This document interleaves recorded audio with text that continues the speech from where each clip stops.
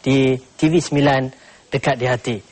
Alhamdulillah, seperti biasa pada pagi yang penuh barakah ini, kita mulakan hari kita dengan bersemangat, dengan menunaikan tanggungjawab kita sebagai orang Islam, sebagai hamba Allah. Kita sudah bereskan solat subuh, dan pada hari ini sebelum kita memulakan tugas kita, kehidupan kita sebagai hamba Allah untuk mencari rezeki, seperti biasa kita akan cuba untuk mengupas satu tajuk yang akan memberikan sikit sebanyak pedoman kepada kita untuk kehidupan kita yang lebih baik lagi. Dan tajuk pada pagi ini ialah menabung.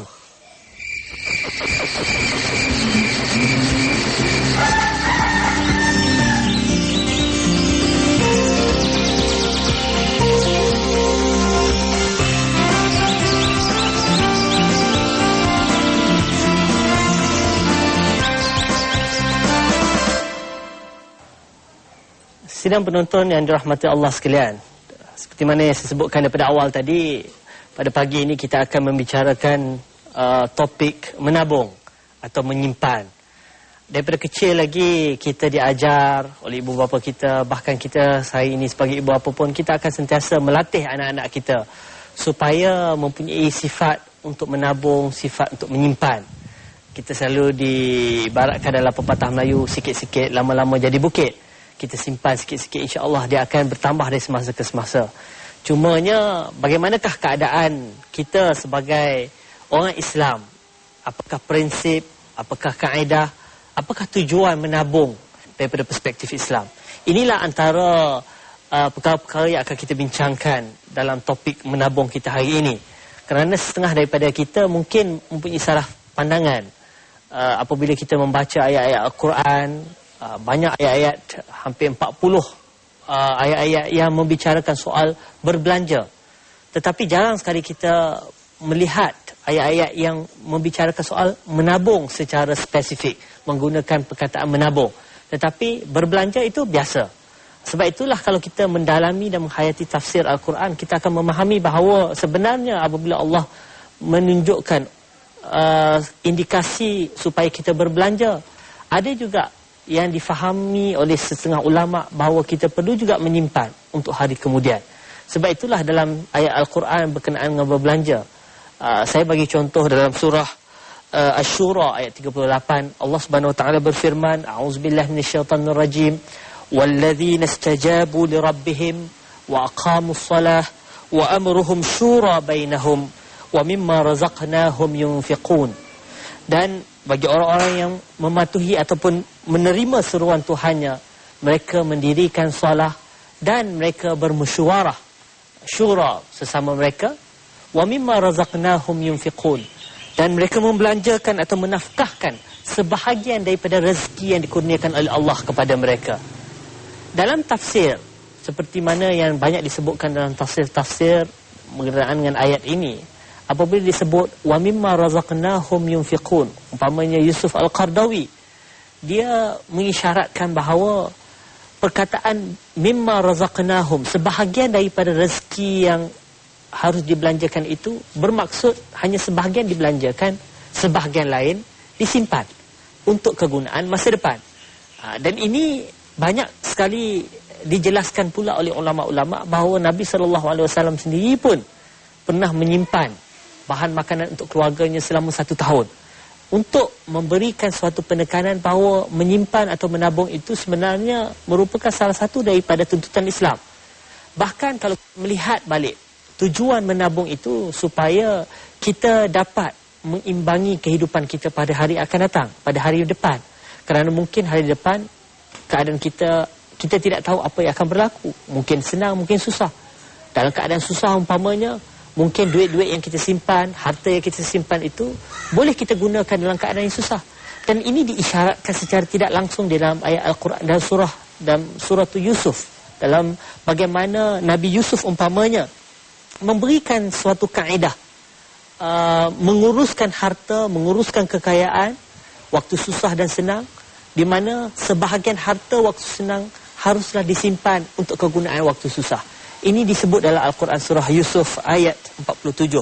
yang mana Allah menyebutkan auzubillahi minasyaitonirrajim, fama hasabtum fadharuhu fi sumbulihi illa qalilan mimma ta'kulun. Maka apa yang kamu tuai hendaklah kamu biarkan di tangkainya, kecuali sedikit untuk kamu makan. Maknanya Nabi Yusuf dalam menguruskan harta kekayaan negara pada waktu itu, dia sudah menjangkakan bahawa akan ada tempoh susah yang akan tiba kemudian hari. Maka perlu menyimpan dalam keadaan senang ini, sebahagian daripada hasil tuaian itu dibiarkan di tangkainya, supaya nanti kalau kita perlu pada waktu susah, dia akan dapat digunakan. Dan ini dijelaskan dalam ayat berikutnya, ayat 48. Allah menukilkan, auzubillahi minasyaitonirrajim, thumma ya'ti min ba'di dzalika sab'un shidadun ya'kulna ma qaddamtum lahunna illa qalilan mimma tuhsinun. Maksudnya, kemudian sesudah itu akan datang 7 tahun yang amat sulit, yang menghabiskan apa yang kamu telah simpan. Untuk menghadapinya tahun-tahun sulit ini, kecuali sedikit dari gandum yang kamu simpan tadi.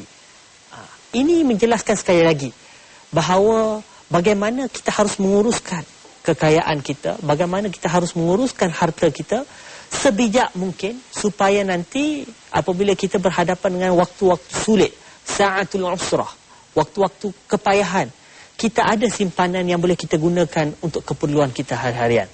Dan inilah sebenarnya falsafah di sebalik menabung tadi.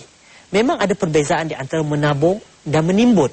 Yang Allah Subhanahu Wa Taala mengharamkan atau melarang umatnya ialah untuk menimbun kekayaan, sehingga kekayaan itu tidak beredar di kalangan manusia. Sebab itu dalam Al-Quran Allah sebutkan, auzubillahi minasyaitonirrajim, kaila yakuna dulatan bainal aghniya'i minkum. Kekayaan itu tidak seharusnya berlegar sekitar kalangan kaya, orang kaya di kalangan kamu sahaja. Ini bermakna orang kaya dia tidak harus simpan harta dia, menimbun, memperkayakan harta dia sebanyak mungkin, tetapi dia tidak membayar zakat, dia tidak memberikan sedekah dan sebagainya, yang pada hakikatnya ini akan memberikan harta, memastikan harta itu berlegar sekitar orang-orang ramai, tidak semesti orang kaya di kalangan mereka sahaja. Kita kembali selepas ini untuk membicarakan topik menimbun ini dengan lebih lanjut lagi. Sidang penonton yang dirahmati Allah sekalian, kita bersama-sama dalam rancangan Muqaddimah membicarakan topik berkenaan dengan menabung. Seperti mana yang saya jelaskan daripada awal tadi, Islam sebenarnya menggalakkan kita untuk menabung. Tujuan tidak lain dan tidak bukan untuk memastikan dalam kita menguruskan kekayaan, harta, perolehan kita, rezeki yang dikurniakan Allah ini, kita harus memikirkan bagaimanakah kehidupan kita pada masa-masa akan datang. Sebenarnya konsep atau prinsip menabung yang dianjurkan Islam ini tidak sekali-kali bertentangan dengan prinsip tawakal yang dianjurkan oleh Islam. Tawakal yang bermaksud kita menyerahkan secara mutlak kepada Allah itu tidaklah bermakna kita tidak perlu berusaha untuk memastikan kehidupan kita itu lebih sempurna, lebih selesa. Dalam keadaan-keadaan kepayahan umpamanya, kita mampu untuk menangani kepayahan tadi dengan memberikan dengan cara yang bijaksana. Sebab itulah dalam konteks inilah asas-asas prinsip tidak bertentangan dengan prinsip tawakal. Bahkan dia sebahagian daripada tuntutan Islam, dia sebahagian daripada konsep tawakal yang sebenarnya. Kerana tawakal dalam konteks Islam umpamanya, kita harus berusaha terlebih dahulu sebelum kita meletakkan sepenuh kepercayaan kepada Allah SWT. Allah SWT tidak akan membiarkan manusia dengan keadaan dia hanya berdoa saja kepada Allah. Allah akan melihat apa yang dikerjakan oleh manusia itu terlebih dahulu. Sebab itu dalam Al-Quran Allah menyebut, innallaha la yughayyiru ma biqaumin hatta yughayyiru ma bi anfusihim. Sesungguhnya Allah tidak akan mengubah nasib satu kaum melainkan mereka sendiri mengubah nasib mereka. Maknanya Allah SWT dia akan melihat apa yang kita usahakan terlebih dahulu. Sebelum nantinya Allah akan membantu kita, menolong kita. Begitu juga dalam pengurusan harta benda ini. Kita harus ingat dalam keadaan kita senang, dalam keadaan kita mewah, dalam keadaan suasana yang tidak begitu mengancam, kita sentiasa memikirkan apa yang akan berlaku pada masa akan datang. Sebab itulah dianjurkan untuk kita menyimpan sebahagian daripada rezeki yang kita perolehi tadi, supaya kita melatih anak-anak kita untuk menyimpan. Jangan kita bagi dia RM1 satu hari umpamanya, dia belanjakan semuanya. kita beritahu dia supaya budaya menyimpan yang ada dalam diri dia, kita simpan 10 sen. Supaya nantinya apabila dalam keadaan-keadaan tertentu yang mana ayah ataupun ibu tidak mampu untuk memberikan RM1 pada hari ini, dia ada hasil simpanan yang boleh digunakan untuk menampung kekurangan yang ada pada hari itu.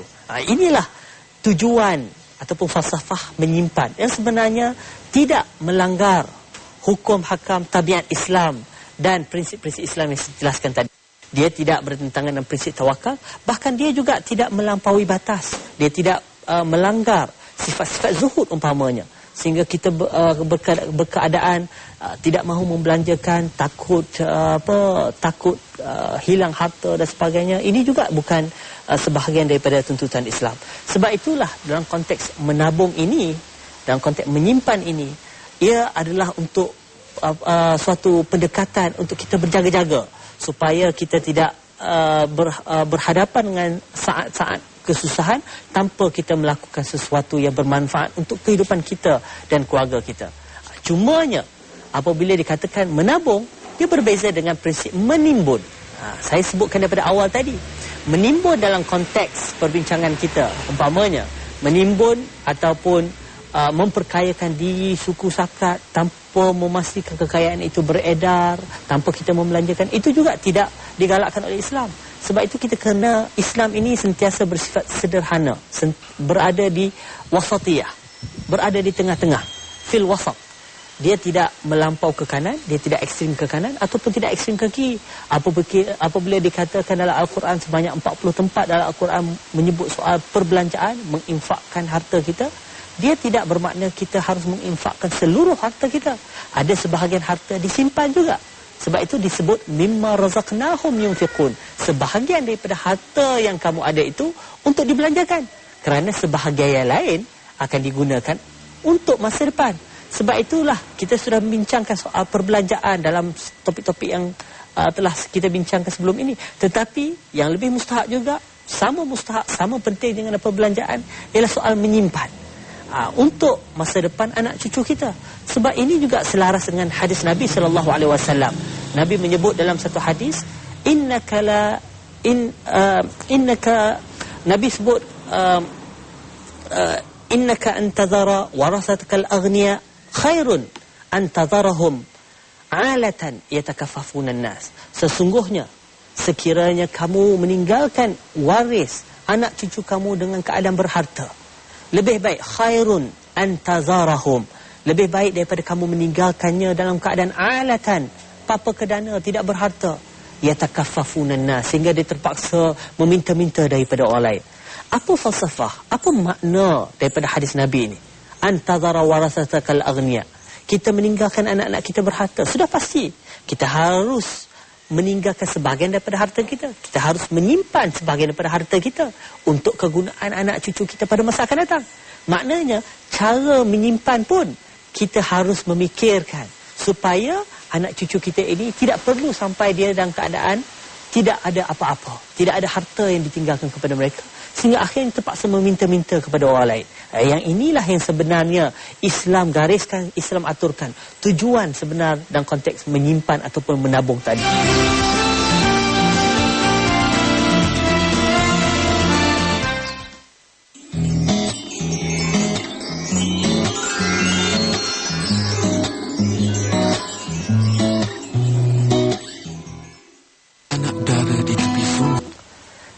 Sidang penonton yang dirahmati Allah sekalian, kita masih lagi membicarakan topik berkenaan dengan menabung atau menyimpan. Daripada perspektif Islam, bagaimana sebenarnya kaedah cara-cara menabung.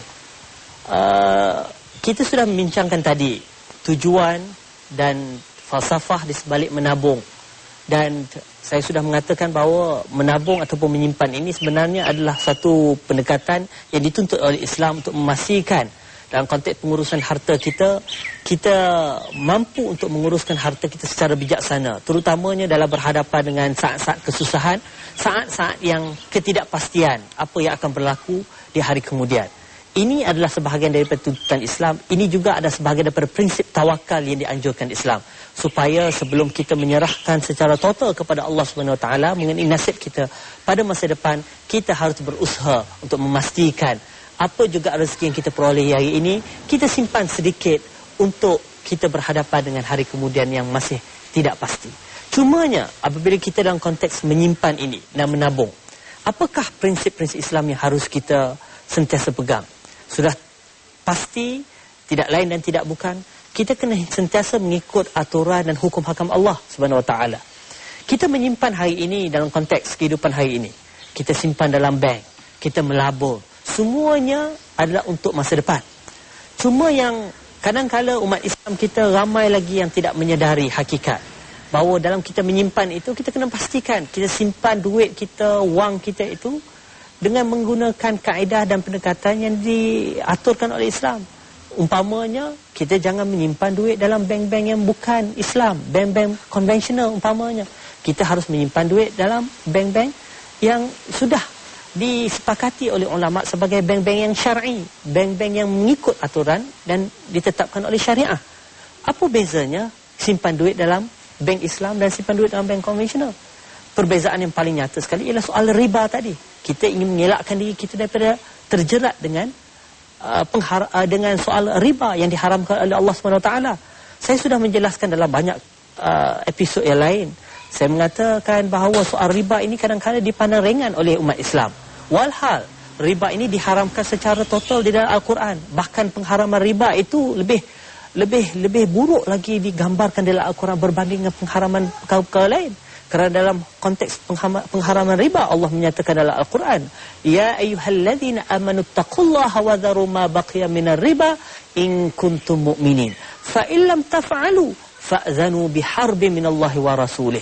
Wahai orang-orang yang beriman, sekiranya kamu benar-benar beriman, tinggallah sakit baki riba yang ada pada kamu, kerana sesungguhnya kamu orang-orang yang beriman.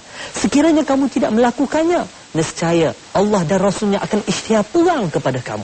Ayat ini yang saya sebutkan, sebagaimana ulama-ulama dalam menafsirkan ayat ini mengatakan tahap pengharaman riba ini lebih buruk lagi daripada pengharaman perkara-perkara lain.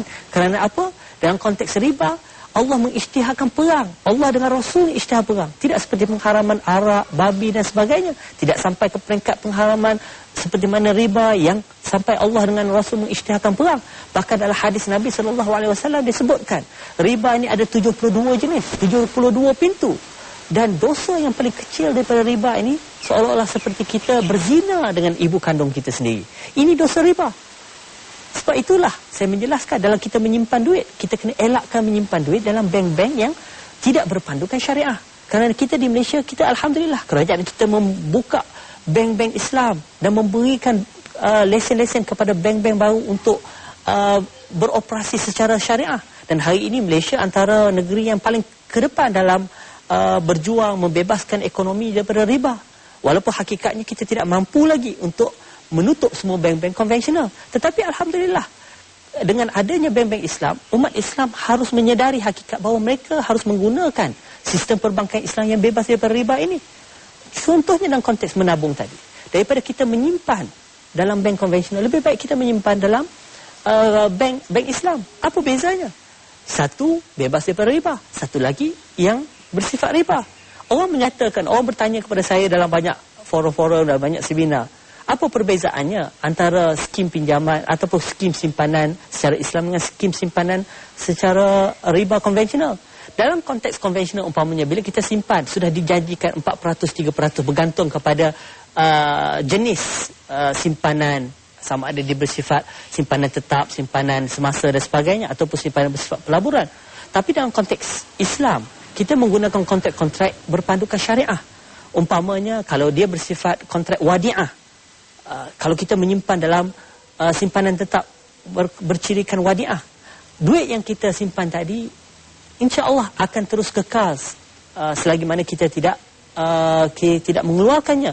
Tetapi yang membezakan skim pinjaman, skim simpanan tetap dengan bank Islam dengan skim simpanan tetap bank konvensional ialah dari segi cara, kaedah mana yang diberikan keuntungan tadi. Kalau skim konvensional tadi, dia sudah dijanjikan daripada awal 3%, 4% keuntungan. Tetapi dalam konteks skim simpanan tetap di bank-bank Islam, dia tidak boleh menjanjikan keuntungan. Bahkan keuntungan itu adalah hak mutlak bank, dan bank hanya memberikan dalam bentuk hibah atau hadiah. Dan hadiah ini, kita tuan-tuan dan puan-puan, kita harus mempunyai kefahaman bahawa hadiah ini milik bank. Kita tidak boleh mendesak bank supaya memberi kita hadiah terbabit. Walaupun bank kadang-kala dalam konteks operasinya, dalam konteks peratusan hibah ataupun peratusan hadiah yang diberikan dalam konteks simpanan tetap lebih kurang sama dengan bank konvensional, tetapi kontraknya berlainan. Sebab hibah mempunyai falsafah, prinsip dan kaedah yang berbeza dengan keuntungan yang dijamin dalam konteks bank konvensional. Ini contohnya bahawa skim simpanan tetap dalam konteks Islam mempunyai cara yang berbeza, walaupun kadang-kadang orang mempunyai kefahaman yang salah bahawa bank Islam, bank konvensional tidak ada bezanya. Ini saya hanya bagi satu contoh nak menunjukkan bahawa pentingnya kita mengikut syariah dalam konteks menyimpan dan menabung, supaya apabila kita menyimpan tadi, simpanan kita itu akan mendapat keberkatan Allah, simpanan itu akan mendapat maghfirah Allah, dan rezeki yang kita perolehi daripada simpanan tadi akan sentiasa mendapat maghfirah, keberkatan, supaya kehidupan kita juga akan memperoleh keberkatan. Sebab itulah tuan-tuan dan puan-puan, dalam konteks menabung ini yang paling penting kita memahami bahawa ia adalah sebahagian daripada tuntutan Islam, dan ia juga harus mengikut peraturan, prinsip dan kaedah yang dianjurkan oleh Islam. Sekian, wabillahi taufiq wal hidayah. Wassalamualaikum warahmatullahi wabarakatuh.